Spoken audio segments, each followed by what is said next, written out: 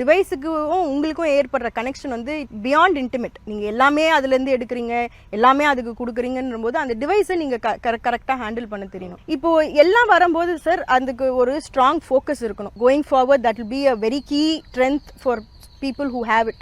அது that will differentiate them. நீங்க வேற எதுவும் பண்ண முடியாது. ப்ராபப்ளி பண்ணனா இதுக்குனா நான் இந்த டிவைஸை யூஸ் பண்ணுவேன், இந்த மாதிரி ஒர்க்னா நான் இந்த டிவைஸை யூஸ் பண்ணுவேன். Probably you can split your devices.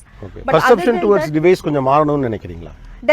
Definitely perception towards device மாறணும். Because I always say all the other physical features, இப்போ வந்து கரண்ட் போகுதுன்னா தொட்டா ஷாக் அடிக்கும் தெரியும், நெருப்புனா தொட்டா சுடும்னு தெரியும். டிவைஸ்ல நீங்க அது என்ன பண்ணாலும் அதோட எஃபெக்ட் உங்க மேல என்ன இருக்கிற எஃபெக்ட்ன்றது டிவைஸ் கன்வே பண்ணாது. ஸோ அது வந்து ஒரு deeper understanding of the device should be there for all students. Digital well-being should become a focus in our education system. Well-being as general yoga இப்போ அதெல்லாம் நம்ம எப்படி ப்ரோமோட் பண்றோமோ இப்போ ரொம்ப தேவையானது digital well-being should also get equal importance and focus.